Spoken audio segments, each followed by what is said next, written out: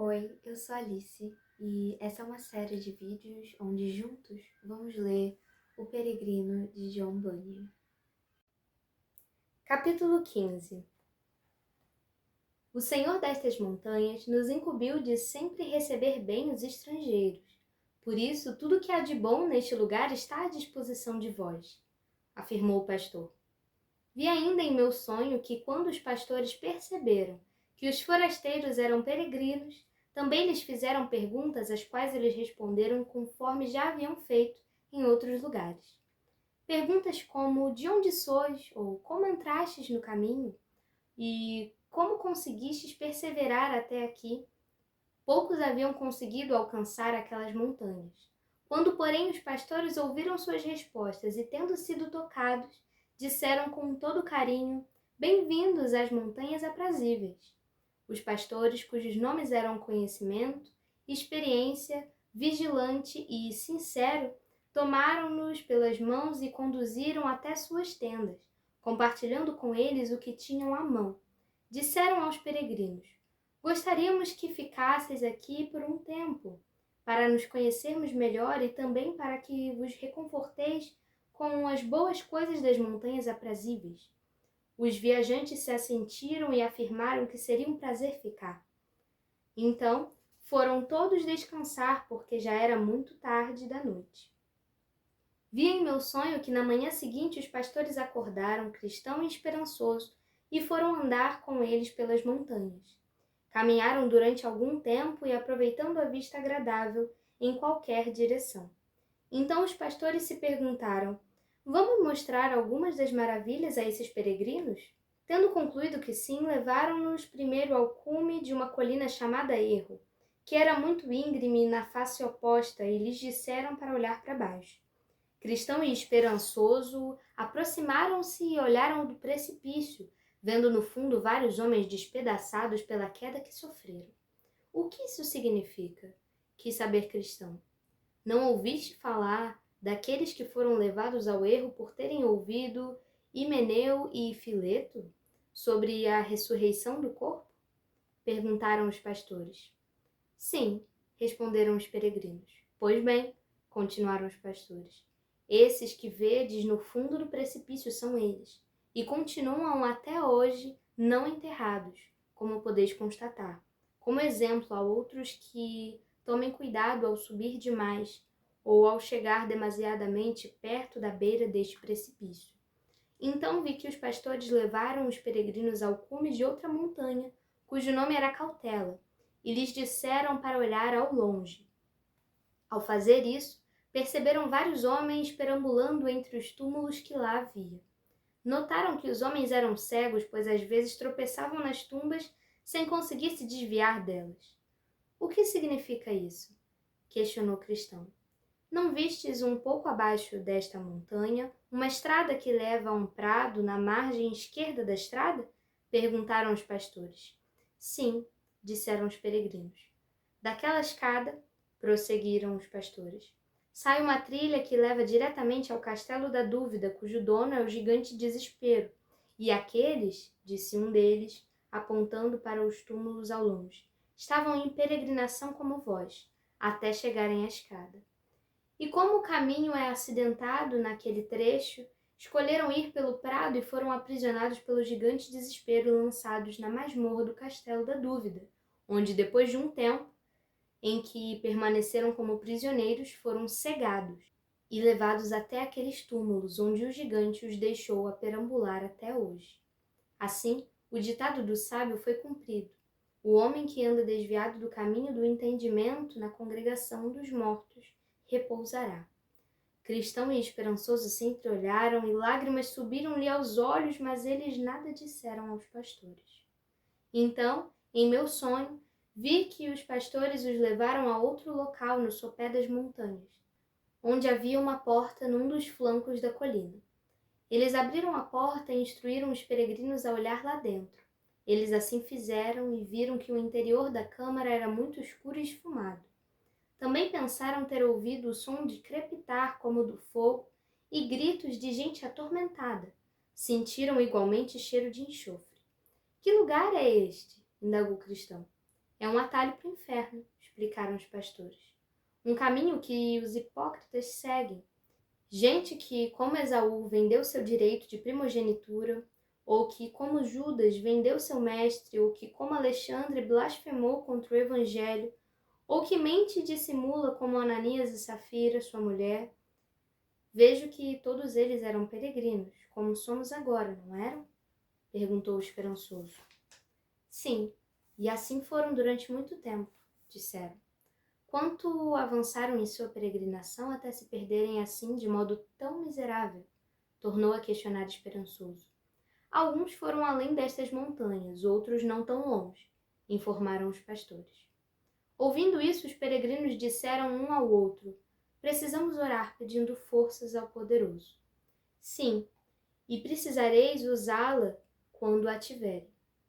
A essa altura, os peregrinos desejaram continuar a viagem e os pastores também concordavam que eles deviam assim proceder. Assim, caminharam juntos até o fim das montanhas.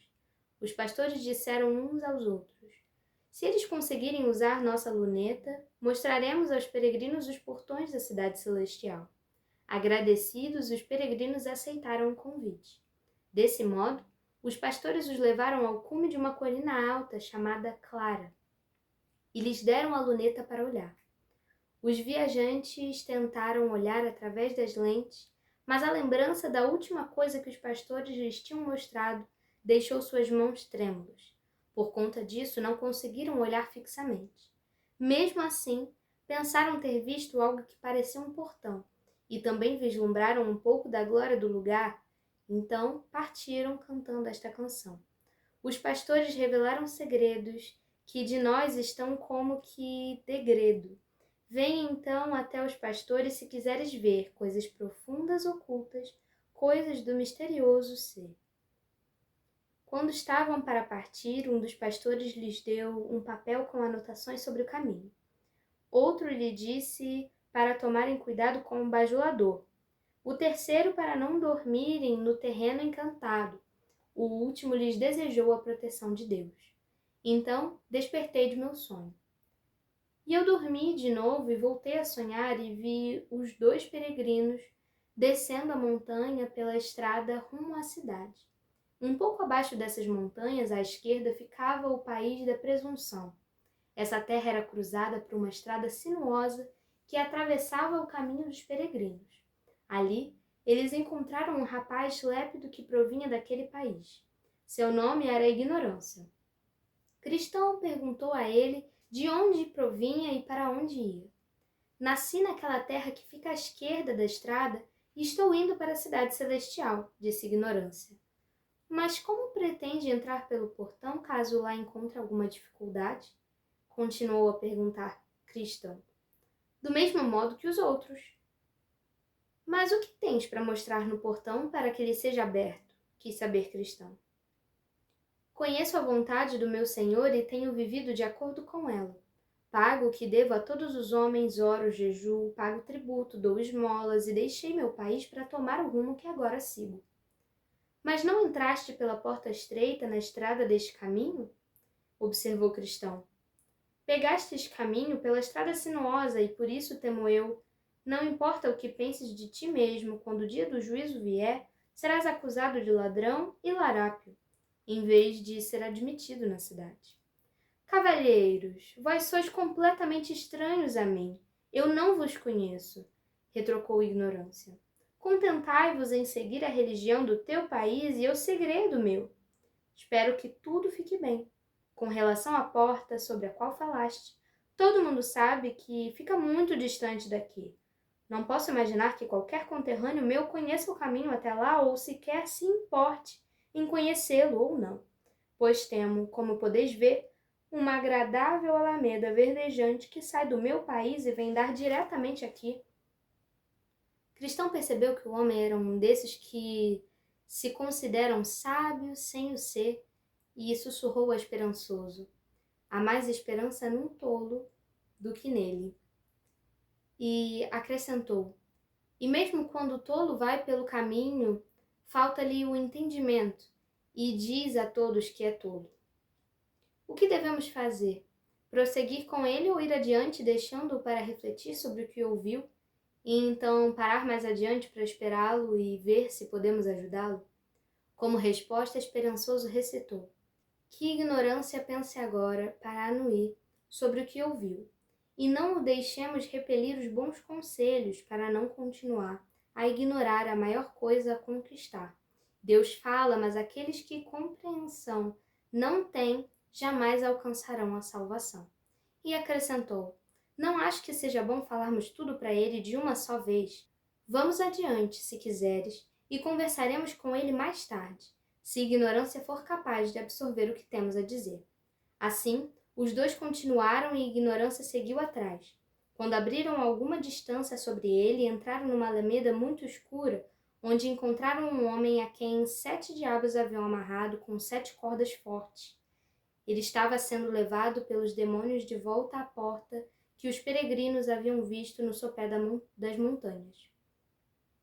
Ao testemunhar a cena, o bom cristão e seu companheiro esperançoso começaram a tremer. Enquanto os demônios carregavam o homem, cristão olhou bem para ver se o conhecia e pensou que talvez fosse o certo desviado, que morava na cidade de apostasia. Mas ele não conseguiu observar direito o rosto, pois o prisioneiro tentava esconder a face como um ladrão quando é exposto. Quando, porém, passou por eles, esperançoso distinguiu, preso às suas costas, um papel com uma inscrição em que se lia: professor libertino e apóstata condenável. Cristão então comentou com seu companheiro: agora me lembro de algo que me contaram sobre o que aconteceu com um bom homem por aqui. Seu nome era Pouca Fé, uma pessoa de bem que vivia na cidade Sinceridade. Aconteceu o seguinte: à entrada dessa passagem, sai do portão largo uma alameda chamada Alameda do Morto, assim denominada por conta dos assassinatos que lá ocorrem com frequência. E estando esse Pouca Fé em peregrinação, como estamos agora, sentou-se aqui para descansar e acabou dormindo. Acontece que nesse momento chegavam pela alameda, provenientes do largo portão, 3 fortes vigaristas chamados Covardia, Desconfiança e Culpa. Os 3 eram irmãos. Vendo Pouca Fé, correram para abordá-lo. O bom homem estava acordando e levantando-se para retomar sua jornada. Os 3 se aproximaram e, com ameaças, ordenaram que ele se erguesse. Diante disso, Pouca Fé ficou branco como um pedaço de papel e perdeu as forças tanto para fugir como para lutar. Entregue a bolsa, mandou Covardia. Mas Pouca Fé não se apressou, pois não queria perder seu dinheiro. Por isso, Desconfiança correu atrás dele e, enfiando sua mão no bolso da vítima, tirou de lá um saco de moedas de prata.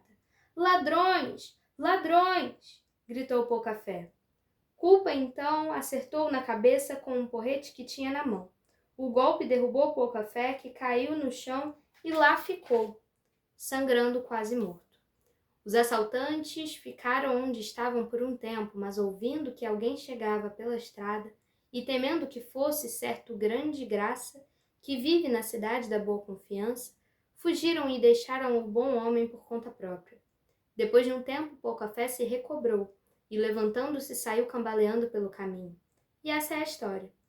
Mas eles levaram tudo o que ele tinha? Indagou esperançoso. Não encontraram o lugar onde ele escondia suas joias, por isso as deixaram. Mas conforme me disseram, o bom homem ficou muito aflito por causa de sua perda, pois os ladrões levaram grande parte do dinheiro que ele tinha para suas despesas. Só não levaram as joias, pelo que soube, e um pouco dinheiro que não estava na bolsa. Contudo, não bastava para provê-lo até o fim de sua jornada. Pelo que me disseram, ele teve que mendigar pelo caminho para se manter vivo, pois não podia vender suas joias. Assim, teve que esmolar e fazer o que pôde ao longo da estrada e viajar com fome pelo resto da trilha. Mas não é incrível que eles não tenham roubado seu certificado por meio do qual ele será admitido no portão celestial? Comentou o esperançoso. Sim, é incrível, concordou o cristão. Mas eles não o roubaram, embora não devido à astúcia de Pouca Fé, pois ele, assustado com o assalto, não tinha nem força nem condição de esconder qualquer coisa. Foi mais por conta da boa providência que, por seu esforço, que os ladrões não encontraram o certificado. Mas deve ter sido um consolo para ele não terem levado suas joias, observou esperançoso. Teria sido um grande consolo para ele se as houvesse usado como deveria. Mas os que me contaram a história disseram que ele fez pouco uso do certificado pelo resto do caminho, e isso porque ficou muito abatido por terem roubado seu dinheiro. Na verdade, esqueceu-se dele na maior parte do resto da jornada. Além disso, toda hora que se lembrava e começava a sentir-se reconfortado, pensamentos de sua perda lhe surgiam à mente e voltavam a abatê-lo. Pobre homem, compadeceu-se esperançoso. Isso lhe causou grande sofrimento. Sim, muito sofrimento. Qualquer um de nós, mesmo se estivéssemos acostumados, que fosse roubado e ferido como ele foi, em um lugar estranho, não sentiria o mesmo? É incrível que ele não tenha morrido por conta do ferimento, coitado. Disseram-me que ele passou o resto do caminho entre lamentos aflitos e amargos, contando a todos que encontrava pelo caminho onde e como havia sido roubado, quem o havia assaltado, o que havia perdido, como fora ferido e como mal escapara com vida. Mas é inacreditável que, apesar da necessidade, ele não tenha vendido nem empenhado algumas de suas joias de modo a poder subsidiar a viagem, ponderou esperançoso. Falas como aquele que tem a cabeça dura, pois o que poderia empenhar ou para quem poderia vender? No país onde ele foi roubado, as joias não tinham valor. Tampouco ele desejava a subsistência que poderia ter conseguido. Além disso, se houvesse perdido suas joias à entrada do portão celestial, teria, e disso ele sabia bem, perdido o direito a qualquer herança a ele reservada naquele lugar. E isso teria sido pior do que o assalto e a maldade de 10.000 ladrões. Por que estás tão azedo, meu irmão? Protestou esperançoso. Esaú vendeu seu direito à primogenitura por uma panela de sopa, e o direito à primogenitura era sua maior joia. E se ele assim fez, por que Poucafé também não poderia ter feito o mesmo? Esaú realmente vendeu seu direito à primogenitura, admitiu o cristão, e muitos outros também fizeram, e ao fazer isso excluíram-se da bênção maior, como fez aquele infeliz.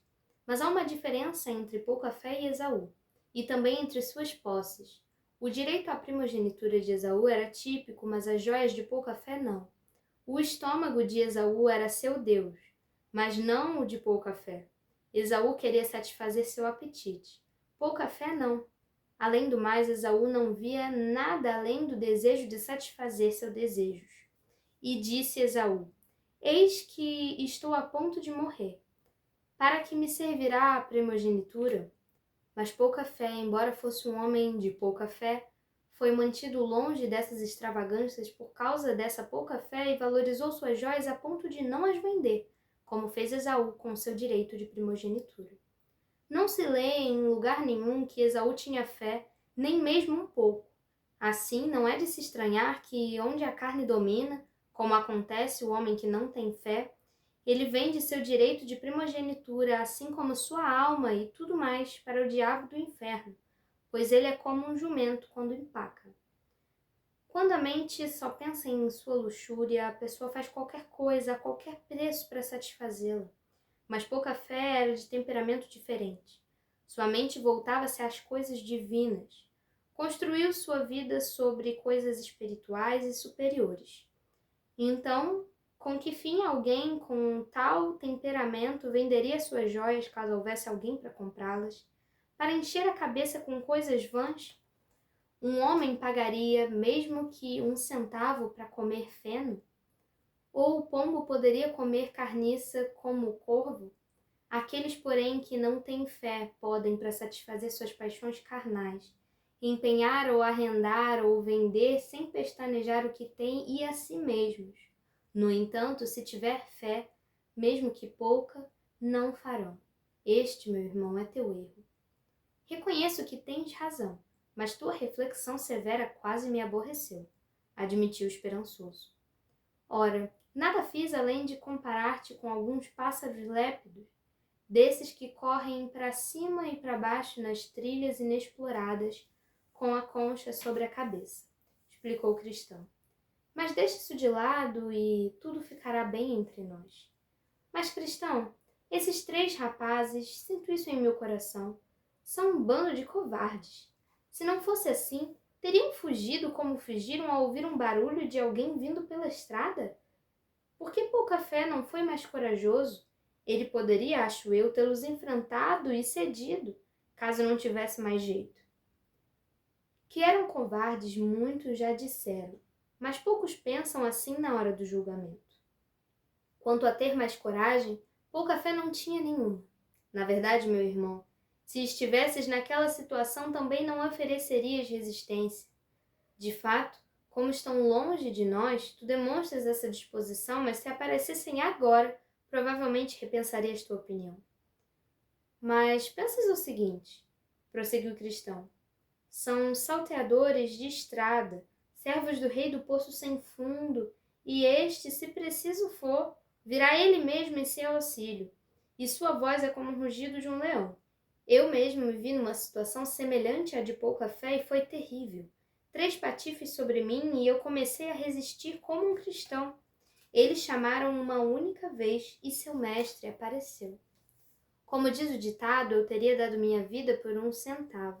Mas Deus quis que eu estivesse envergando uma armadura. E embora eu estivesse assim equipado, foi difícil encontrar coragem. Ninguém pode dizer o que nos espera num combate a não ser aquele que já esteve numa batalha. Sim, mas veja, eles fugiram quando acharam que era esse grande graça chegando pela estrada, observou esperançoso. É verdade, eles quase sempre fogem, tanto eles quanto seu mestre, quando grande graça aparece. E não é de se espantar, pois ele é o campeão do rei. Mas acho que irás dizer que há alguma diferença entre pouca fé e o campeão do rei. Os súditos do rei não são seus campeões, não conseguem em batalha executar atos de guerra como o legítimo campeão. É razoável achar que uma criancinha poderia derrotar Golias como fez Davi? Ou que um passarinho possa ser tão forte quanto um touro? Alguns são fortes, outros fracos. Alguns têm muita fé, outros pouca. Esse homem era do tipo fraco e por isso sucumbiu. Espero que tenha sido mesmo grande graça que apareceu. Se houvesse sido, ele teria tido trabalho, disse Cristão. Pois, embora grande graça seja excelente com suas armas e pode e tem conseguido até agora mantê-los na ponta da espada, se conseguirem atacá-lo em conjunto, mesmo que seja covardia ou desconfiança, ou outro qualquer, podem derrubá-lo. E, quando um homem está no chão, o que é capaz de fazer? Quem observar bem o rosto de grande graça, continuou o cristão, verá tantos ferimentos e cicatrizes que entenderá o que digo. Sim, certa vez ouvi dizer que ele exclamou quando estava no meio de um combate: perdemos a esperança da própria vida. Como esses patifes corpulentos e seus camaradas fizeram Davi gemer, lamentar e berrar. Sim, Emã e Ezequias, embora fossem campeões, também foram forçados a enfrentá-los quando foram por eles atacados, e apesar de seus esforços foram derrotados. Certa vez Pedro tentou o melhor que pôde, mas apesar de dizerem que grande graça é o príncipe dos apóstolos, eles tanto o pressionaram que ele chegou a temer uma pobre moça. Além do mais, prosseguiu o cristão, seu rei está atento ao seu chamado. Ele sempre está ao alcance de seus súditos e sempre que eles estão em perigo, se possível, vai ajudá-los. E dele se diz, se alguém lhe tocar com a espada, essa não poderá penetrar nem lança, dardo ou flecha. Ele considera o ferro como palha e o cobre como pau podre. A seta não o fará fugir. As pedras das fundas se lhe tornarão em restolho. As pedras atiradas são para ele como arestas. E ri-se do brandir da lança. O que pode alguém fazer nesse caso? É verdade que se alguém puder montar o cavalo de Jó, se tiver a capacidade e coragem de cavalgá-lo, poderá realizar coisas notáveis, pois ou darás tu força ao cavalo, ou revestirás o teu pescoço com crinas, ou espantá-lo-ás como ao gafanhoto. Terrível é o fogoso respirar das tuas ventas. Escrava a terra e folga na tua força, e sai ao encontro dos armados. Ri-se do temor e não se espanta, e não torna atrás por causa da espada. Contra ele rangem a aljava, o ferro flamejante, da lança e do dardo. Agitando-se e indignando-se serve a terra, e não faz caso do som da buzina. Ao soar das buzinas diz, eia, e cheira de longe a guerra e o trovão dos capitões e o alarido. Mas para os soldados de infantaria, seguiu Cristão, como tu e eu, que lutamos a pé, que nunca desejemos encontrar o inimigo, nem nos vangloriarmos como se fôssemos capazes de fazer melhor quando ouvirmos sobre os outros que foram prejudicados, nem nos vangloriar com pensamento sobre nossa coragem, pois aqueles que o fazem quase sempre fazem o pior quando são postos à prova. Vê Pedro, a quem mencionei antes. Ele se gabava assim, e como? Ele disse, por conta de sua mente vã, que faria o seu melhor e que defenderia seu mestre mais que qualquer outro. Mas quem, senão ele, acabou sendo frustrado e oprimido por esses vilões? Quando, portanto, ouvimos falar que estes assaltos acontecem na estrada do rei, devemos fazer duas coisas. 1. A primeira é sair armado e não esquecer o escudo, pois foi por falta disso que tão vigorosamente atacou Leviatã e não foi capaz de derrotá-lo. De fato, se não estivermos armados com escudo e armadura, ele não nos temerá nem um pouco. Foi por isso que o sábio nos disse, tomando sobretudo o escudo da fé, com o qual podereis apagar todos os dardos inflamados do maligno. 2. Também é bom que peçamos a proteção do rei, para que ele mesmo nos acompanhe. Isso fez Davi exultar no vale da sombra da morte, e Moisés preferia morrer onde estava a dar um passo sem seu Deus. Ah, meu irmão, se ele nos acompanha, por que precisaríamos temer 10.000 que se colocam contra nós? Mas sem ele, os altivos auxiliadores caem sob o golpe. Da minha parte, disse Cristão, dando continuidade à sua reflexão, já estive no combate, e apesar disso, embora pela sua bondade eu esteja vivo, como podes ver, não posso me gabar de valentia. Eu ficaria feliz se não mais encontrasses esses brutamontes, apesar de que temo não estarmos livres de todo o perigo. Entretanto, como o leão e o urso ainda não me devoraram, rogo a Deus para que ele também nos livre do próximo filisteu incircunciso que encontraremos. Então Cristão cantou, pobre pouca fé, enfrentou leões descrentes, foi atacado, mas lembrai-vos os crentes, cultivai a fé e a vitória tereis, e de modo viril, e não sobre apenas 3, mas sobre 10.000. Assim prosseguiram com ignorância atrás. Continuaram até chegar a um local onde viam uma bifurcação com 2 caminhos igualmente retos. Os 2 não sabiam que trilha tomar, pois ambas as sendas pareciam iguais. Então, pararam para ponderar. E enquanto pensavam sobre o caminho, viram um homem de pele negra, mas vestido com um manto muito leve, que se aproximou deles e perguntou o que faziam lá parados. Os peregrinos responderam que iam até a cidade celestial, mas não sabiam qual caminho tomar. Segui-me, disse o homem, estou indo para lá. Desse modo, eles o seguiram por uma trilha que se afastava do caminho e os distanciava da cidade a que desejavam ir. Em pouco tempo, rumavam para a direção oposta. Mesmo assim, continuaram a seguir o desconhecido. Sem que percebessem, ele os levou até uma rede, na qual caíram e assim enredados ficaram sem saber o que fazer. O homem negro deixou o manto branco cair de suas costas e eles viram onde estavam. Ali ficaram lamentando-se por algum tempo, pois não podiam libertar-se. Cristão disse a seu companheiro, agora percebo o meu erro.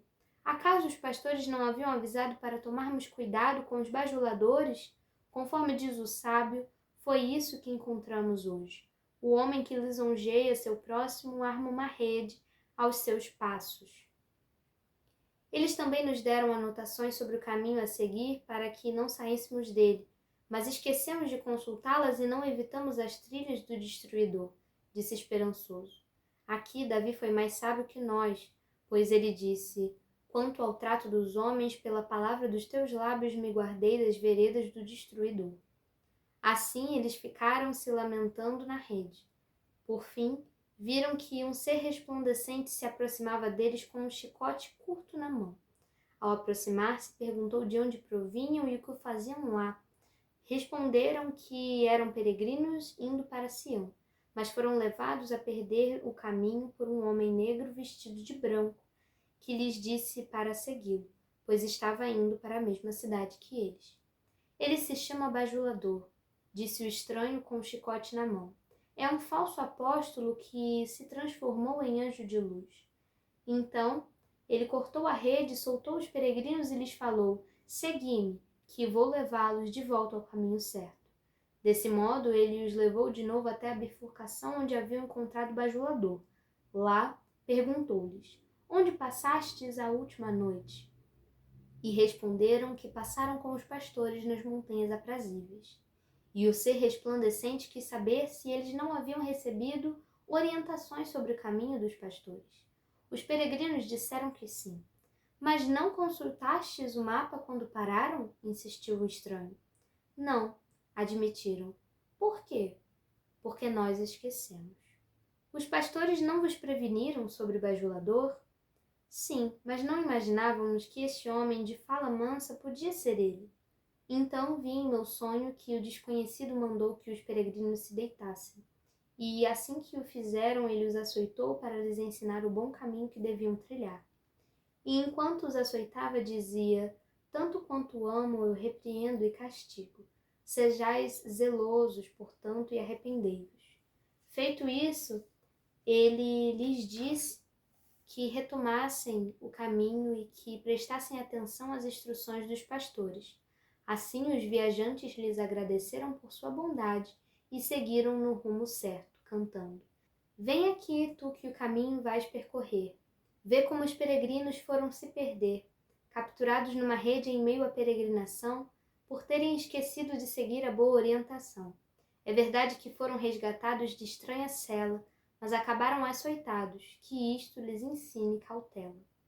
Depois de caminharem por um tempo, perceberam na distância um homem só andando suavemente pela estrada, na direção dos peregrinos. Vê, ao longe vem ao nosso encontro um homem de costas para Sião, disse Cristão. Sim, concordou o esperançoso, mas vamos ficar atentos, caso ele também seja um bajulador. Desse modo, o estranho se aproximou cada vez mais até finalmente abordá-los. Seu nome era Ateu e lhes perguntou para onde estavam indo. Estamos indo para o Monte Sião, informou o cristão. Ao ouvir isso, Ateu começou a rir. Por que estás rindo? Quis saber Cristão. Riu porque vós sois pessoas ignorantes por empreender uma jornada tão entediante na qual nada compensará os sofrimentos da viagem. Por que, homem? Indagou Cristão. Achas que não seremos recebidos? Recebidos! Não existe nenhum lugar neste mundo igual a esse com o qual sonhais. Existe no mundo vindouro, redarguiu Cristão. Quando eu estava em meu país, ouvi falar sobre isso que estás dizendo, contou Ateu. Então, saí em busca desse lugar e continuei a procurar essa cidade durante 20 anos, mas desde o primeiro dia não achei nada. Nós dois ouvimos sobre esse lugar e acreditamos poder encontrá-lo, falou Cristão. Se eu não tivesse acreditado, não teria viajado tanto à sua procura. No entanto, como não encontrei nada, se de fato existisse, eu teria encontrado, pois viajei ainda mais que vós. Estou voltando, e buscarei me confortar nas coisas que então abandonei, trocando por elas as esperanças que agora sei que não existem.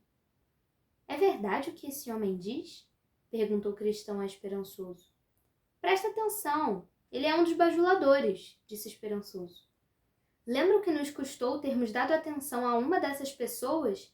Qual que? Monte Sião? Não vimos os portões da cidade das montanhas aprazíveis? E não devemos também andar na fé? Vamos continuar, antes que o homem com açoite nos alcance de novo. Tu deverias ter me ensinado a lição que agora sussurro ao teu ouvido. Filho meu, ouvindo a instrução, cessa de te desviares das palavras do conhecimento. Eu digo, meu irmão, pares de ouvir e vamos acreditar na salvação da alma. Meu irmão, não coloquei a questão a ti porque duvidava da verdade da nossa crença, mas provar-te e para colher o fruto da honestidade do teu coração. Justificou Cristão. Quanto a este homem, sei que foi cegado pelos deuses deste mundo. Vamos nós dois, sabendo que acreditamos na verdade e que nenhuma mentira provém da verdade. Regozijo-me na esperança da glória de Deus, exclamou o esperançoso. Assim eles deixaram o homem e este, rindo dele, seguiu seu caminho. Em meu sonho vi que os dois peregrinos continuaram até chegar a uma região onde o ar deixava os forasteiros sonolentos. Ali, Esperançoso sentiu-se entorpecido e pesado de sono. Estou com tanto sono que mal consigo manter os olhos abertos, disse a Cristão. Vamos deitar aqui um pouco e tirar um cochilo. De modo algum, replicou Cristão. Se dormirmos aqui, jamais acordaremos. Por que, meu irmão? O sono é bom para o homem cansado, e poderemos recomeçar a viagem descansados se cochilarmos. Não te lembras que um dos pastores nos disse para termos cuidado com o terreno encantado? Ele avisou que deveríamos evitar dormir. Não durmamos, pois, como os demais, mas vigiemos e sejamos sóbrios. Reconheço que errei e se estivesse aqui sozinho, teria ao dormir corrido risco de morte, concordou esperançoso. Vejo que é verdade o que disse o sábio, 2 são melhores que 1. Portanto, que a tua companhia seja a minha misericórdia e que sejas recompensado pelo teu trabalho. Então, para evitar o sono neste lugar, vamos ter uma boa conversa, propôs Cristão. Estou de pleno acordo. Por onde começamos, então? Por onde Deus iniciou conosco. Mas começa tu, por favor, pediu esperançoso. Primeiro vou cantar-te essa canção. Quando os santos tiverem sono, eles que aqui vêm devem observar os 2 peregrinos agirem como convém. Sim, aprendi com a tua sábia conversa, ficar de olhos abertos e vice-versa. A confraria dos santos, se bem ajudar, os mantém acordados, não importa o pesar. E em seguida, Cristão começou. Vou te fazer uma pergunta. Como foi que vieste a pensar em fazer as coisas que agora fazes? Queres dizer como comecei a cuidar do bem da minha alma? Indagou o esperançoso. Isso mesmo. Durante muito tempo, aproveitei o prazer das coisas que são vistas e vendidas em nossa feira, começou o esperançoso. Coisas que, hoje acredito, teriam me afogado em perdição e destruição caso eu continuasse a cultivá-las. Que coisas são essas? Quis saber Cristão. Todos os tesouros e riquezas do mundo. Também gostava de arruaças, de diversão, de beber, xingar, mentir, de imundícies, não respeitava o sábado e tudo mais que destrói a alma. Descobri, porém, ao ouvir e refletir sobre as coisas divinas, que ouvi de ti e também do nosso amado fiel, que morreu por sua fé e por seu modo piedoso de vida na feira das vaidades, que o final dessas coisas é a morte e que a ira de Deus cai sobre os filhos da desobediência. E cedeste imediatamente ao poder dessa convicção? Interrompeu o cristão. Não, respondeu esperançoso. Não desejava conhecer o mal do pecado nem a condenação que o acompanhava. Ao contrário, esforcei-me quando a minha cabeça foi abalada pela palavra para fechar os olhos à sua luz. Mas por que quiseste continuar naquela vida apesar dos primeiros efeitos do Espírito abençoado de Deus em ti? Bem, primeiro eu ignorava aquilo que era a obra de Deus sobre mim. Nunca pensei que ao despertar para o pecado, Deus começasse a converter o pecador. Segundo, o pecado ainda aprazia minha carne e eu não queria abandoná-lo. Em terceiro, não sabia como me afastar dos meus antigos companheiros, pois eu gostava da sua presença e das suas ações. Em quarto lugar, as horas em que essas convicções me ocorreram foram tão dolorosas e apavorantes que eu não podia aguentar sequer sua lembrança. Então, ao que parece, às vezes te vias livre da tua aflição, comentou o cristão. Sim, de fato, mas ela retornava sempre e eu ficava tão mal ou ainda pior quanto antes. O que fazia lembrar dos teus pecados? Muitas coisas, admitiu o esperançoso. Quando eu encontrava um bom homem na rua, ou quando eu via alguém lendo a Bíblia, ou quando a minha cabeça começava a doer, ou quando me diziam que alguns dos meus vizinhos estava doente, ou quando ouvia os sinos dobrarem por alguém que havia morrido, quando pensava em minha própria morte, quando alguém morria repentinamente e especialmente quando pensava que em breve seria julgado. E conseguias livrar-te da culpa do pecado quando essas coisas te sobrevinham? Não, não conseguia, pois ele me dominava a consciência. Se eu pensasse em pecar novamente, embora conscientemente não o quisesse, o tormento que me vinha era ainda maior. E o que fizeste, quis saber Cristão? Pensei que devia esforçar-me para corrigir minha vida. Do contrário, acho eu, tenho certeza que teria sido condenado. E te esforçaste para corrigir teus erros? Sim, afirmou esperançoso. Fugi não apenas dos pecados, mas também da companhia pecaminosa e me dediquei às atividades religiosas como oração, leitura, lamentar os pecados, falar a verdade para os meus vizinhos e etc. Eu fiz essas coisas e tantas outras que seria enfadonho relatar tudo. E então começaste a sentir-te melhor? Sim, por um tempo. Mas por fim minha angústia se abateu sobre mim de novo, apesar de todo o esforço que empreendi. Como isso aconteceu, já que te havias reformado? Muitas coisas me tocaram, especialmente dizeres como toda tua retidão é como trapos imundos, ou pelas obras da lei a carne não será justificada, ou ainda, quando houverdes feito tudo isso, dizei, somos inúteis.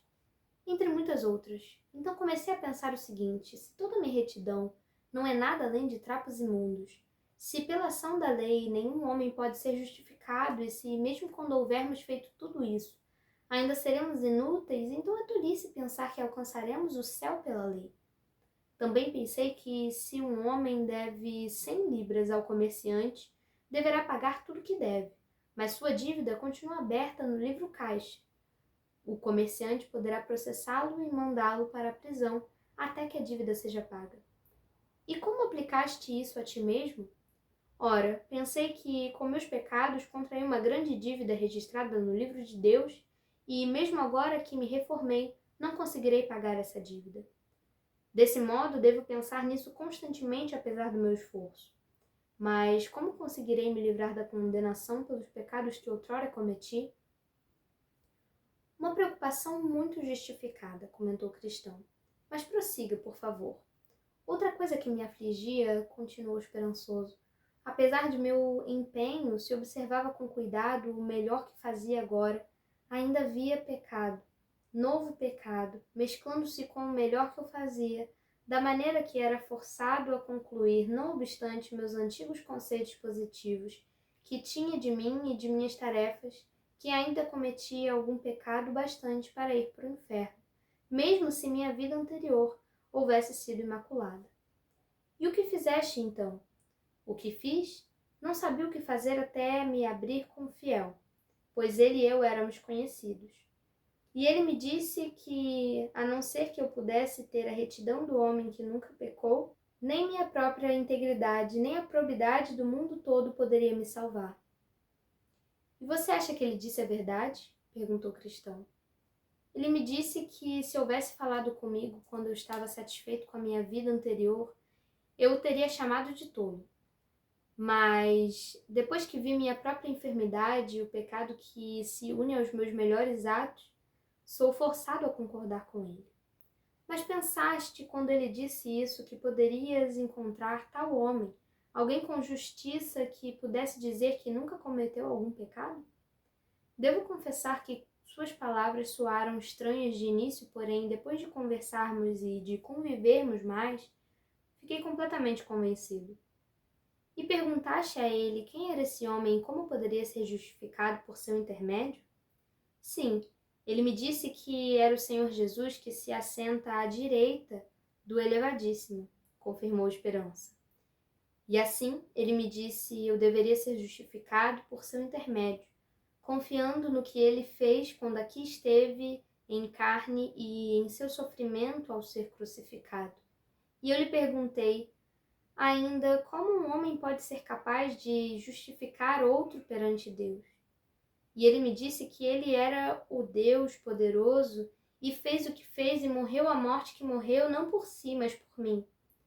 a quem seus feitos e o valor destes devem ser atribuídos, se eu crer nele.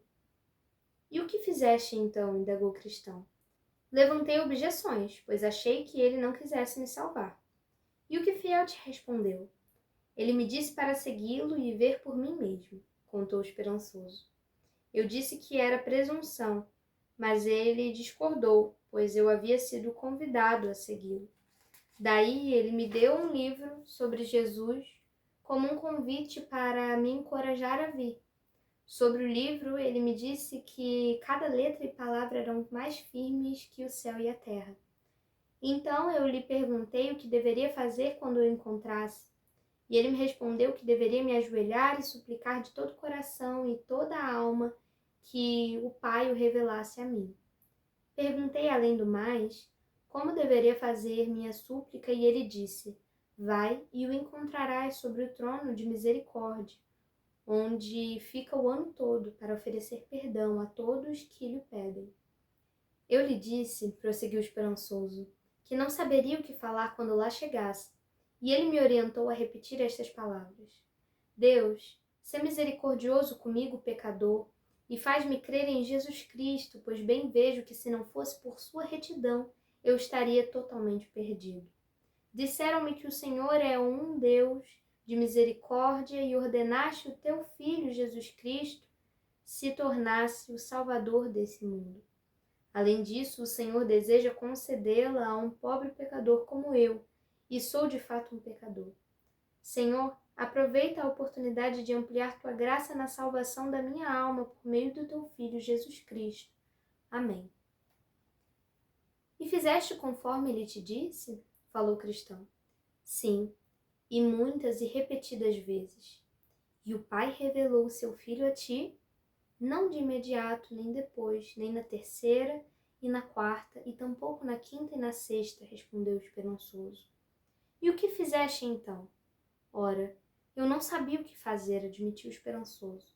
Não pensaste em desistir das orações? Sim, umas 100 ou 200 vezes. E por que não o fizestes? Perguntou o cristão. Eu acreditava que o que fiel me dissera era verdadeiro, isto é, que sem a retidão deste Cristo o mundo todo não poderia me salvar. Por isso pensei, se eu desistir, morro e nada consigo além da morte no trono da graça. E me veio na mente, se tardar, espera-o, porque certamente virá e não tardará. Assim, continuei a orar até que o Pai me mostrou seu Filho. E como foi que ele te foi revelado? Não o vi com meus olhos físicos, mas com os olhos da minha compreensão. Foi assim, certo dia eu estava muito triste. Acho que mais triste do que em qualquer outra época da minha vida, e essa tristeza se devia ao fato de eu ter percebido a gravidade e a vileza dos meus pecados. Eu não esperava nada além do inferno e da condenação eterna da minha alma. De repente, vi o Senhor Jesus Cristo olhando para mim do céu e dizendo: crê no Senhor Jesus Cristo e serás salvo. E eu repliquei, continuou esperançoso: mas, Senhor, sou um grandíssimo pecador. E ele respondeu: a minha graça é suficiente para vós. Então eu disse: mas, Senhor, o que é acreditar? E me veio a passagem à mente: aquele que vem a mim nunca terá fome, e aquele que em mim crer nunca terá sede. Entendi assim que crer e ir até ele eram a mesma coisa, e que aquele que o busca, ou seja, que busca a salvação em Cristo com todo o coração e afeto, acredita nele verdadeiramente. Diante disso, lágrimas me subiram aos olhos e fiz ainda outras perguntas. Mas, Senhor, um grande pecador como eu pode ser aceito e salvo por ti? E ouvi-o responder: aquele que vem a mim eu jamais rejeitarei. Mas como, Senhor? Perguntei. Devo proceder contigo para que minha fé se faça correta? E ele falou: Cristo Jesus veio ao mundo para salvar os pecadores. Ele é a lei da retidão para todos aqueles que creem. Ele morreu pelos nossos pecados e ressuscitou para nos justificar. Ele nos amou e lavou nossos pecados com seu próprio sangue. Ele é o mediador entre Deus e nós. Ele viveu para interceder por nós. Por tudo o que compreendi, devo buscar a retidão na sua pessoa e a expiação dos meus pecados pelo seu sangue. O que ele fez em obediência à lei de seu pai, submetendo-se ao castigo, não fez por si, mas para aquele que reconhecerá e que será grato a isto por ser salvo.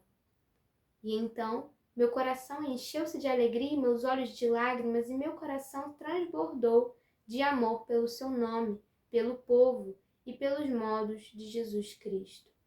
Isso foi de fato uma revelação do Cristo para a sua alma, reconheceu o cristão. Mas dize-me, que efeito isso tudo teve sobre o seu espírito? Percebi que o mundo todo, não obstante da retidão que aqui há, está condenado. Vi que Deus Pai, embora seja justo, pode justificar o pecador que sai em busca da redenção. Fez-me ter vergonha da vileza da minha antiga vida e me confundiu com a noção da minha ignorância, pois antes eu não tinha em meu coração um sentimento que me mostrasse a beleza de Jesus Cristo. Levou-me a amar a vida santa e a desejar fazer algo para honrar e glorificar o nome do Senhor Jesus. Sim, acho que se eu tivesse milhares de litros de sangue em meu corpo, derramaria tudo, por amor ao Senhor Jesus. Vi no sonho que Esperançoso olhou para trás e percebeu a ignorância se aproximar. Vê, falou o cristão. Vê só o quanto esse rapaz ficou para trás. Sim, posso vê-lo. Ele não liga para nossa companhia. Mas creio que não lhe faria mal se houvesse nos acompanhado, observou Esperançoso. É verdade, mas te garanto que ele pensa diferente. Acho que sim. Mesmo assim, esperemos por ele. Vem, homem, por que ficaste tão para trás? Disse Cristão. Gosto de caminhar só, muito mais do que acompanhado, a não ser que eu goste da companhia. Cristão voltou-se para Esperançoso e murmurou. Eu não disse que ele não ligava para nossa companhia? Mas vamos passar o tempo conversando com ele, que este lugar é solitário. Cristão se dirigiu então à ignorância e perguntou. Como estás? Como anda a sua relação entre a alma e Deus? Espero que bem, porque sempre estou cheio de bons pensamentos que me vêm à mente e me confortam enquanto estou no caminho, respondeu a ignorância. Que bons pensamentos são esses? Quis saber Cristão. Ora, penso em Deus e no céu. Os demônios e as almas condenadas também, contrapôs Cristão. Mas eu penso neles e os desejo, retrucou a ignorância.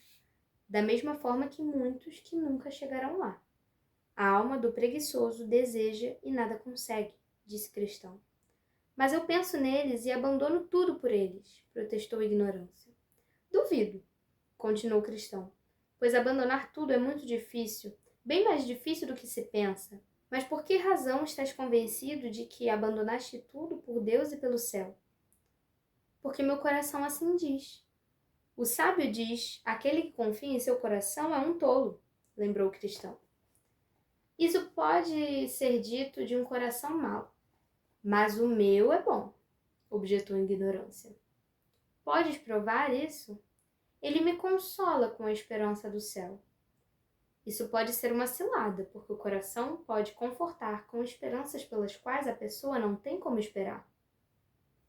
Contestou o cristão. Mas meu coração e minha vida estão de acordo, por isso minha esperança é bem fundamentada.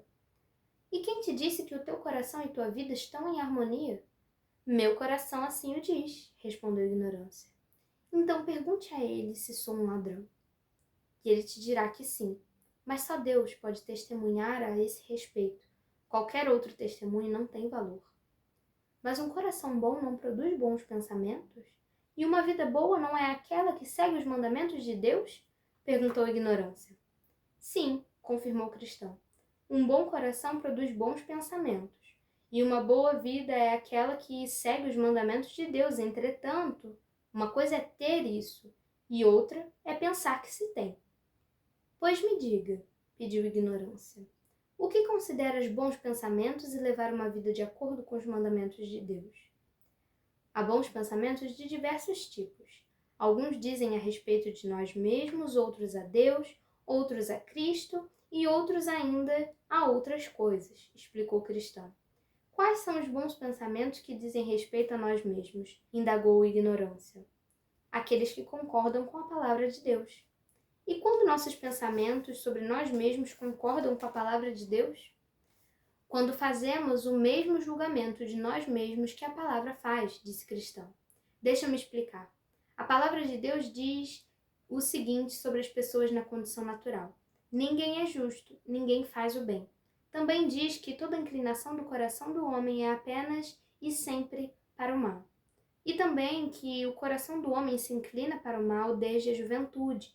Quando pensamos desse modo sobre nós mesmos, temos noção, portanto, de que nossos pensamentos são bons, porque estão de acordo com a palavra de Deus. Nunca poderei acreditar que meu coração seja assim tão mau, falou a ignorância. Então nunca tiveste um bom pensamento a respeito de ti mesmo nesta vida, declarou Cristão. Mas deixa-me continuar. Assim como a palavra julga nosso coração, também o faz com relação ao nosso modo de ser. E quando os pensamentos do nosso coração e do nosso modo de ser estão de acordo com o julgamento que a palavra faz deles, ambos são bons, pois estão em harmonia. Explica melhor o que queres dizer, pediu Ignorância. Ora, a palavra de Deus declara que o modo de vida dos homens é torto, disse Cristão. Não é um modo de vida bom, mas perverso. Diz que os homens estão naturalmente fora do caminho, o qual sequer conhece. Quando um homem pensa dessa maneira sobre o próprio modo de vida, isso é, quando faz com humildade, então ele tem bons pensamentos com relação à sua maneira de viver, pois seus pensamentos estão em harmonia com o julgamento da palavra de Deus. E quais são os bons pensamentos com relação a Deus? Quis saber Ignorância. Da mesma forma, o que falei sobre os pensamentos relativos a nós mesmos, quando os pensamentos sobre Deus estão de acordo com o que a palavra diz sobre eles, ou seja, quando pensamos sobre seu ser e seus atributos da mesma forma que a palavra nos ensinou.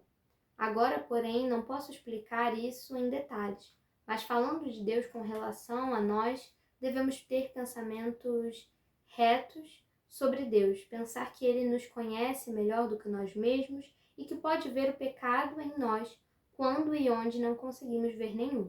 Quando acreditamos que Ele conhece nossos pensamentos mais íntimos e que nosso coração, em toda a sua profundidade, está sempre visível a Ele, e também que o cheiro da nossa retidão ofende suas narinas e que, portanto, Ele não pode tolerar que nos coloquemos diante dele com confiança, mesmo diante das nossas melhores ações.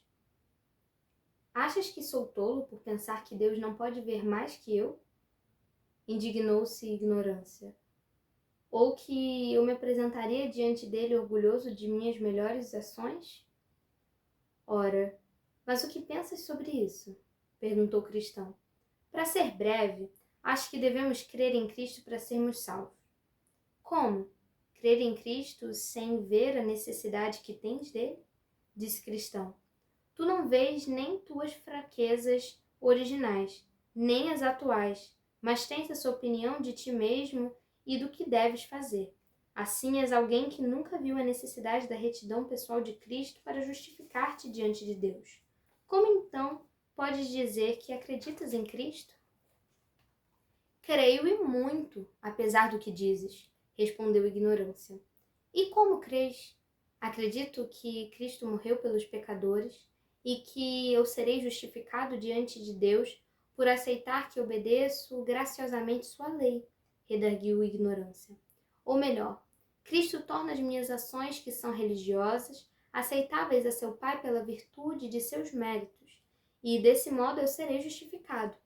Deixa-me responder à tua confissão de fé, propôs Cristão. 1. Tens uma fé fantástica, pois ela não é descrita em nenhum lugar da palavra. 2. Tens uma falsa fé, porque tira a justificação da retidão pessoal de Cristo e a aplica a si mesmo.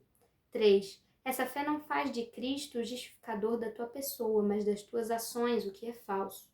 4. Por isso tua fé é enganosa e atrairá para ti a ira de Deus Todo-Poderoso no dia do julgamento. A fé que verdadeiramente salva faz com que a alma sensível à sua perdição na lei busque refúgio na retidão de Cristo, a qual não é um ato de graça, pelo qual ele procede com a justificação, mas sua obediência à lei ao sofrer por nós em nossas mãos o que lhe foi exigido. Essa retidão, afirmo, é a verdadeira fé, sob a qual a alma se refugia e se apresenta imaculada diante de Deus, e é assim absolvida da condenação. O quê? Exclamou Ignorância. Queres que eu acredite no que Cristo fez sem a nossa participação? Essa ideia soltaria as rédeas da nossa paixão e toleraria que vivêssemos como bem quiséssemos. Desse modo, o que importaria o modo como vivemos se podemos ser justificados pela retidão pessoal de Cristo, bastando para tanto apenas crer nisso? Ignorância é teu nome e assim és, disse Cristão. Tua resposta demonstra o que digo. Tu ignoras o que é a retidão que justifica, tanto quanto ignoras como salvar tua alma da pesada ira de Deus. Também ignoras os verdadeiros efeitos da fé salvadora na retidão de Cristo, que se constitui em reverenciar e oferecer o coração a Deus em Cristo, amar seu nome, sua palavra, seus caminhos e seu povo, e não da forma como tu ignorantemente imaginas. Pergunta a ele se alguma vez Cristo lhe foi revelado no céu, sugeriu o esperançoso. O quê? És um homem de revelações? Exclamou Ignorância. Acho que aquilo que vós e também outros como vós falam sobre isso é fruto de miolos moles. Ora, convém, disse Esperançoso. Cristo está tão profundamente oculto em Deus das inquietações naturais da carne que homem nenhum pode conhecê-lo de maneira salvadora, a não ser que Deus Pai o revele a nós. Essa é a tua crença, mas não a minha, declarou Ignorância. A minha não tenho dúvida, é tão boa quanto a sua, embora eu não tenha em minha cabeça tantas fantasias quanto vós. Permita-me intervir, pediu Cristão. Tu não deverias falar desse assunto de forma tão leviana. Eu afirmo com veemência, como o meu bom amigo aqui fez, que ninguém pode conhecer Jesus Cristo a não ser pela revelação do Pai. E também a fé pela qual a alma se abraça a Cristo, se bem me expresso, deve ser forjada pela excessiva grandeza de seu imenso poder. Percebo, pobre ignorância, que tu ignoras a obra dessa fé. Desperta então e reconhece a tua desaventura e vai em busca do Senhor Jesus, pela sua retidão, que é a retidão de Deus, pois Jesus é Deus, tu serás libertado da condenação. Vós andais muito rapidamente, reclamou a Ignorância. Não consigo vos acompanhar. Ide em frente que eu ficarei um pouco para trás. E os dois responderam. E então, Ignorância, serás tão tolo para recusar conselhos que valem ouro? Sabes que, ao fazê-lo, deves reconhecer que o mal te alcançará antes do amanhecer. Lembra-te, cede e não teme, e o bom conselho aceita sem teima. Mas, se mesmo assim vais recusar, sabes, Ignorância, que infortúnios podes esperar. Em seguida, Cristão dirigiu-se a seu companheiro. Vem, meu bom esperançoso, percebo que devemos continuar apenas nós dois de novo. Assim, vi em meu sonho que eles continuaram em frente, com a Ignorância seguindo de arrasto atrás deles. Cristão comentou com seu companheiro. Tenho pena desse pobre homem, porque no final ele vai se dar mal. Ai dele, lamentou o esperançoso. Há muitos como ele em nossa cidade, famílias inteiras, ruas inteiras. O mesmo acontece até com peregrinos. E se há tantos em nossas cidades, imagina quantos existem no lugar onde ele nasceu. De fato, a palavra diz, ele cegou seus olhos para que não pudessem ver. Mas agora que estamos só os dois, o que pensas sobre esse homem? Achas que ele não tem convicção de seus pecados e, consequentemente, não percebem que seu estado é perigoso? Peço que respondas tu mesmo, pois és mais velho de nós, pediu esperançoso. Penso que, às vezes, ele tem convicção, mas, como são ignorantes, não compreendem que essa convicção é para seu bem. Por isso, eles tentam desesperadamente sufocá-la e continuam de modo presunçoso a buscar exaltar os caminhos do próprio coração. Acredito mesmo, como dizes, que o temor faz muito bem aos homens e os torna virtuosos, levando-os à peregrinação, observou o esperançoso. Sem sombra de dúvidas faz. A palavra diz: o temor ao Senhor é o princípio da sabedoria. Como descreverias o temor correto? Indagou o esperançoso. O temor verdadeiro ou correto revela-se em três coisas. Primeiro, pela sua origem, pois é causado pela salvadora convicção do pecado. Segundo, leva a alma a agarrar-se fortemente a Cristo em busca de sua salvação. Terceiro, ele gera na alma uma grande e contínua reverência por Deus, pela sua palavra, seu caminho, conservando uma alma terna, temerosa de se afastar dele à direita ou à esquerda, de fazer algo que desonre a Deus, que abale sua paz, entristeça o espírito ou que permita ao inimigo falar de modo reprovador. Bem dito, elogiou o esperançoso.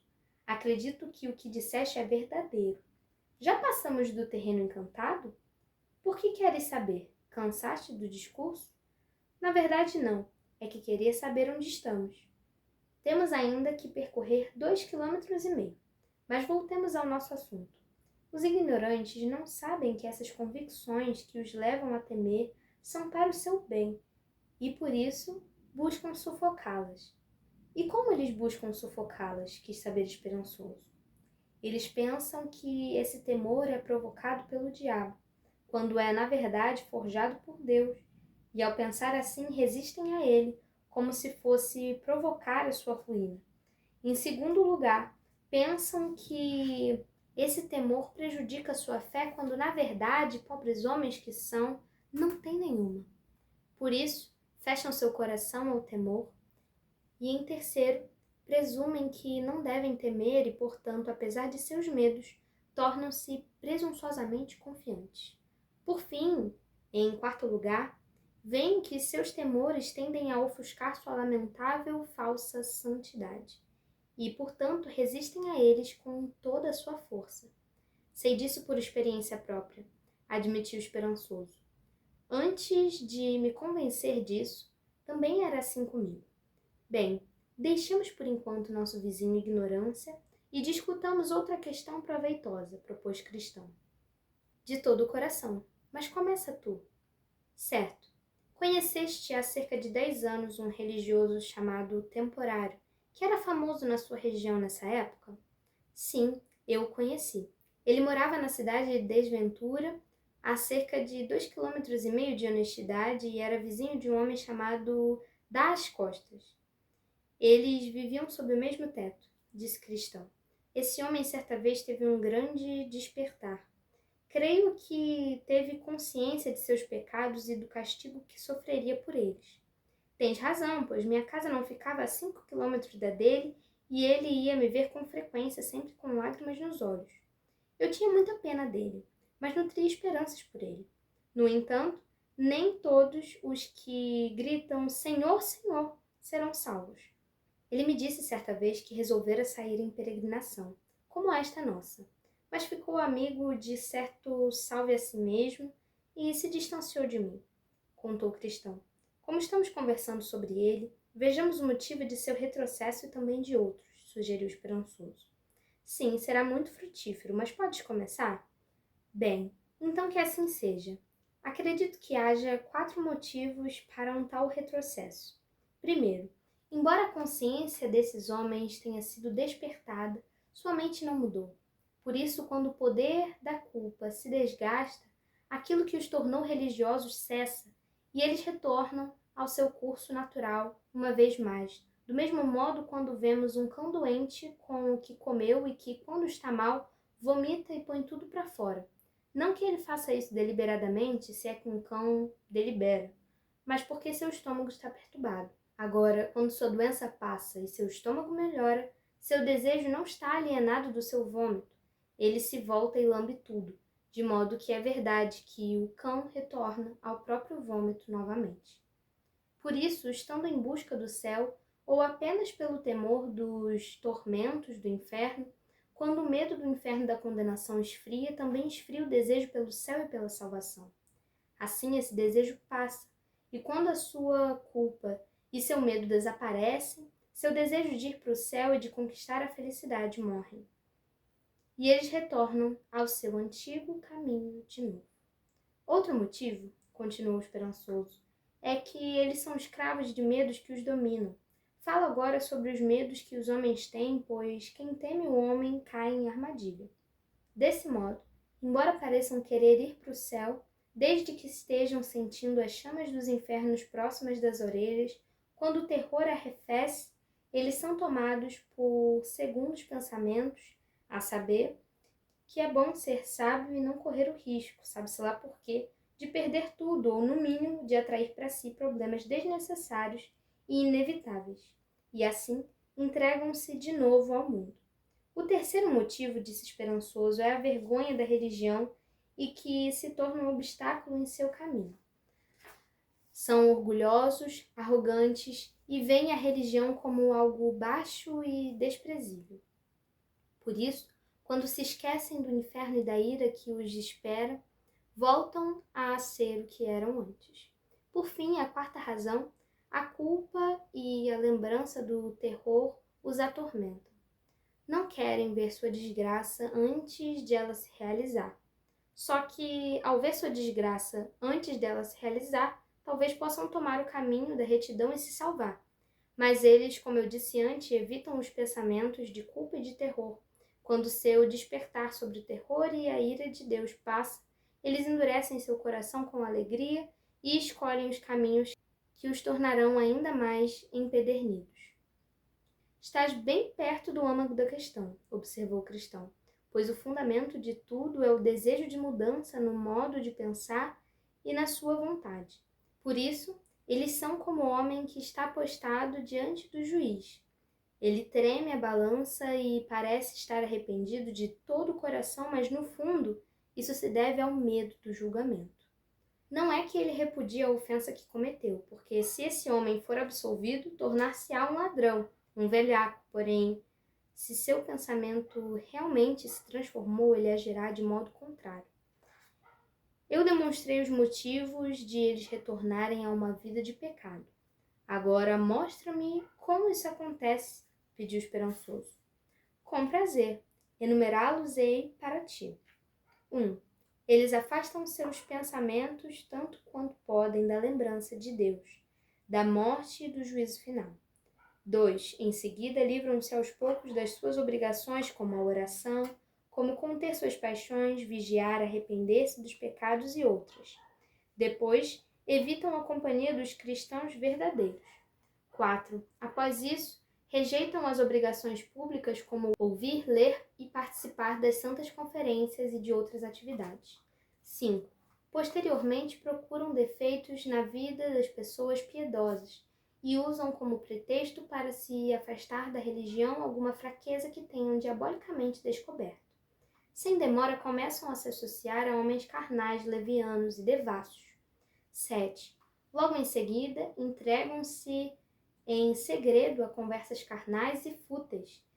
Ficam felizes ao identificar esses traços em qualquer pessoa considerada honesta e se sentem ainda mais estimulados a seguir seu exemplo. 8. Depois disso, começam a cometer abertamente pecados menores. 9. E então, tendo se tornado empedernidos, mostram-se do jeito que são. Desse modo, caem de novo num mar de desgraças. A não ser que o milagre da graça o evite, perecem para sempre em seus próprios enganos. Vi em meu sonho que, àquela altura, os peregrinos haviam saído do terreno encantado e entrado no país da desposada, cujo ar era muito doce e agradável.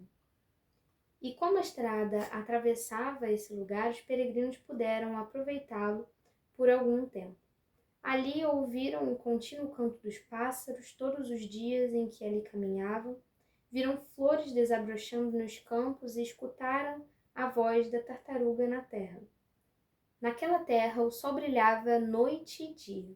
Ficava além do vale da sombra da morte e fora do alcance do gigante do desespero, e dali também não se podia avistar o castelo da dúvida. De onde estavam, podiam ver a cidade para onde iam. Ali também encontraram alguns de seus habitantes, uma vez que nesse local os seres resplandecentes costumavam passear, pois ficava nos limites do céu. Nessa terra, a aliança entre o noivo e a noiva era renovada, porque assim como o noivo se alegra com a noiva, Deus também se alegra com eles. Ali não havia necessidade de trigo nem de vinho, pois havia em abundância tudo aquilo que os viajantes haviam buscado em sua peregrinação. Ali ouviram vozes que provinham de fora da cidade, vozes que diziam: Saudai a filha do Sião, vede, vossa salvação chegou, vede, ele traz sua recompensa. Lá os habitantes do país chamavam a si mesmos de povo santo, ou redimidos do Senhor, ou buscadores, e outros epítetos mais. Enquanto caminhavam por aquela terra, alegraram-se mais que nos lugares mais remotos do reino pelos quais haviam passado. Ao se aproximarem da cidade, obtiveram uma visão ainda melhor dela. Era toda construída de pérolas e pedras preciosas e as ruas pavimentadas de ouro, por conta da glória natural da cidade e devido ao reflexo dos raios de sol sobre ela. Cristão sentiu-se mal de tanto desejo. Esperançoso também foi acometido pela mesma indisposição.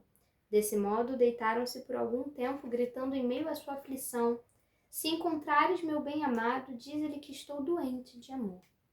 Ao se sentirem um pouco mais fortalecidos e capazes de suportar a tontura que lhes sobreveio, continuaram pelo caminho, passando, à medida que se aproximavam, por pomares, vinhas e jardins cujos portões se abriam para a estrada. Na entrada de um desses locais havia um jardineiro a quem os peregrinos se dirigiram. De quem são estes belos jardins e vinhas? Perguntaram. São do rei, e foram aqui plantados para o seu prazer e também para dar conforto aos peregrinos, respondeu o jardineiro. E os levou para dentro do vinhedo, dizendo-lhes que se refrescassem com as delícias que lá frutificavam. Também lhes mostrou as veredas por onde o rei gostava de caminhar e as árvores sobre as quais gostava de descansar. E ali eles deitaram e adormeceram. Vi em meu sonho que dessa vez eles falaram dormindo, como nunca antes haviam feito durante a jornada. E tendo notado isso, o jardineiro me perguntou: Por que estás tão intrigado com isso? É da natureza das uvas deste vinhedo fazer as pessoas adormecerem e falarem durante o sono. Então vi que despertaram e que se preparavam para ir à cidade. No entanto, como eu havia dito, o reflexo do sol sobre a cidade, que era feita de ouro puro, era tão extremamente glorioso que eles não conseguiam ainda encarar o brilho a olho nu, mas somente com utensílios feitos para esse fim. Assim vi que, ao continuarem, encontraram dois homens usando roupas que brilhavam como ouro. Tinham faces que também resplandeciam como a luz. Os homens perguntaram aos peregrinos de onde provinham e eles lhes disseram. Também indagaram onde haviam se hospedado, por quais dificuldades e perigos, comodidades e prazeres haviam passado pelo caminho, e eles contaram. Então eles disseram: Tendes apenas mais duas dificuldades a enfrentar antes de entrar na cidade. Cristão e seu companheiro pediram então que aqueles homens os acompanhassem, e eles concordaram. Avisaram, porém: Deveis conquistar isso por meio da vossa fé. Em meu sonho vi que eles continuaram até chegar à vista do porão. Reparei, porém, que entre os peregrinos e o portão havia um rio, mas não existia uma ponte para cruzarem e o rio era muito profundo. Ao avistarem esse curso d'água, os peregrinos ficaram muito aturdidos. Contudo, os homens que os acompanhavam disseram: Deveis cruzar o rio, do contrário, não chegarão ao portão. Os peregrinos perguntaram se não havia outro caminho até o portão. Sim, responderam, mas desde a criação do mundo, só dois homens, Enoque e Elias, tiveram permissão para usar esse caminho. E outros não terão permissão até o soar da última trombeta. Os peregrinos, especialmente cristãos, começaram a perder o ânimo. Olharam de um lado ao outro à procura de um caminho alternativo, mas não encontraram nenhuma trilha pela qual pudessem transpor o rio. Perguntaram então aos homens que os acompanhavam se a água era muito funda. Não, responderam, mas não podemos ajudar nesse caso, pois dizem que as águas são mais fundas ou mais rasas dependendo da fé no rei desse lugar. Então resolveram entrar na água. Imediatamente Cristão começou a afundar e gritou a seu bom amigo esperançoso: "Afundo em águas profundas! As vagas cobrem minha cabeça, todas as ondas estão sobre mim, selá!" Esperançoso respondeu: "Tem ânimo, irmão, eu sinto o fundo e é bom." "Ah, meu amigo, as dores da morte me dominam. Não verei a terra de onde escorre o leite e o mel", disse Cristão. Então uma grande escuridão caiu sobre Cristão, de modo que ele não conseguiu enxergar nada à sua frente. Ele também perdeu os sentidos de forma que não pôde se lembrar nem falar com nexo sobre os doces consolos que recebera ao longo da sua peregrinação. Contudo, as palavras que balbuciou indicavam que o horror ainda habitava sua mente e que seu coração temia como se ele fosse morrer no rio e nunca receber permissão para passar pelo portão. Como os que observavam também perceberam, Cristão estava perturbado pelas lembranças dos pecados que havia cometido, tanto antes como depois de ter se tornado um peregrino. Notaram igualmente que ele estava transtornado pela aparição de demônios e espíritos malignos, assim indicados pelas palavras que lhe escapavam. Esperançoso teve muito trabalho para manter a cabeça do seu irmão acima da água. Por vezes, Cristão sumia completamente para emergir de novo quase morto. Esperançoso também tentou consolá-lo, dizendo: "Irmão, vejo o portão e homens apostos para nos receber." Ao que Cristão respondeu: é por ti que espero. Tu tens sido esperançoso desde que te conheci." "Ah, tu também", replicou o esperançoso. "Ah, irmão, se eu houvesse me portado com retidão, ele viria me ajudar, mas por conta dos meus pecados ele me fez cair nesta armadilha e me abandonou", falou Cristão. "Meu irmão", interveio esperançoso, "tu esqueceste o texto que afirma sobre o perverso, porque não há apertos na sua morte, mas firme está a sua força. Não se achem em trabalhos como outros homens, nem são afligidos como outros homens. Os trabalhos e aflição pelos quais estás passando nas águas não são um sinal de que Deus te abandonou, mas sim um teste para ver se te lembrarás do quinhão da sua bondade que já recebeste, confiando nele neste momento de angústia." Então vi em meu sonho que durante alguns momentos Cristão ficou absorto em pensamentos. E esperançoso disse: "Anima-te, Jesus Cristo cura." E ao ouvir estas palavras, Cristão irrompeu aos brados. "Ah, eu o vejo de novo e ele me diz: quando passares pelas águas eu estarei contigo, e quando pelos rios eles não te submergirão." Assim os dois tomaram coragem e o inimigo ficou imóvel como pedra, até que eles prosseguiram. Cristão conseguiu alcançar o fundo com o pé, e no restante da travessia o rio ficou raso. Dessa maneira atravessaram. Na outra margem viram os dois homens resplandecentes de novo. Aguardavam os peregrinos. Ao sair do rio foram saudados pelos seres resplandecentes que falaram: "Somos seres auxiliadores, enviados para ajudar aqueles que deverão herdar a salvação." E em seguida dirigiram-se ao portão. Ora, a cidade ficava sobre um grande promontório, mas os peregrinos subiram essa colina com facilidade, pois seus dois acompanhantes os levavam pelo braço. Além disso, haviam deixado suas vestes mortais no rio, uma vez que, embora houvessem entrado na água vestidos, saíram sem suas roupas. Subiram a encosta, portanto, com grande agilidade e velocidade, apesar de a colina ultrapassar as nuvens. Passaram pelas regiões do ar, conversando brandamente e sendo consolados, porque saíram do rio com segurança e por estarem em companhia de seres gloriosos que os auxiliavam.